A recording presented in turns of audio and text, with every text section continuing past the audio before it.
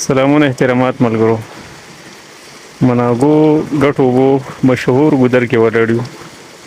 نو موسی خان صاحب را سره دی مشر استاد صاحب دی را سره او دغه چې ولاړ دی د محمد خان صاحب دی نو موسی خان صاحب د دې ځای دی نو په دې اړه ودانه د معلومات کو چې د دې در چې د تاریخ سره بسم الله الرحمن الرحیم پیغمبر صاحب تاسو د دې چینې باره کې معلومات حاصلول غواړئ دې چینې ته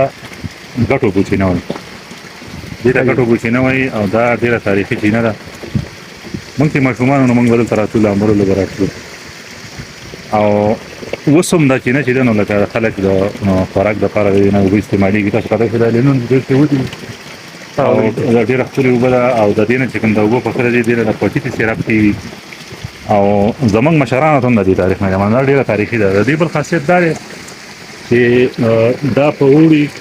او په سختو سوکړه کې دا نه وچېږي دا دغه شانې برقرار او بل خاصیت په دې کې دا دی چې دا اوبه په ژمي باندې ګرمي او په اوړي باندې یخي نو ډېره ښکلې چینه ده زمونږ دا ټیچران ملګري راغلي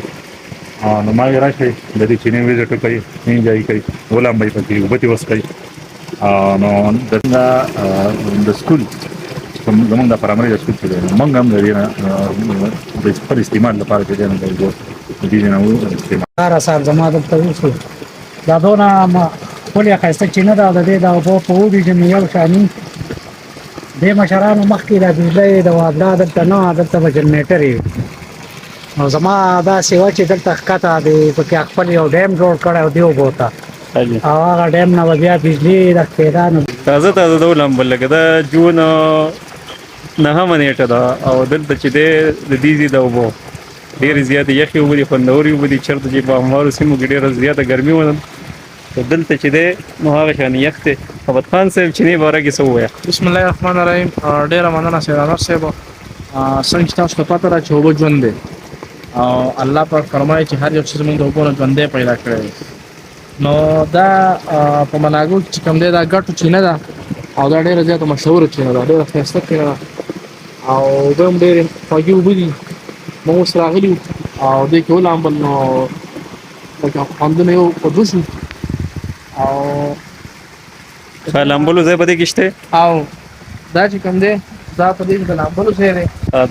او دغه چې کوم دی نو دغه د اودس لپاره ځای دی او دې نه علاوه دا چې کوم دی نو دا پیپ چې کوم دی دې نه ایستلی دی د اوبو ته لګول دی نو دې نه دا خلک چې کوم دی ځان له اوبو وموړي دلته د کپړې انځي دا د کپړو لپاره غټه ګټه ده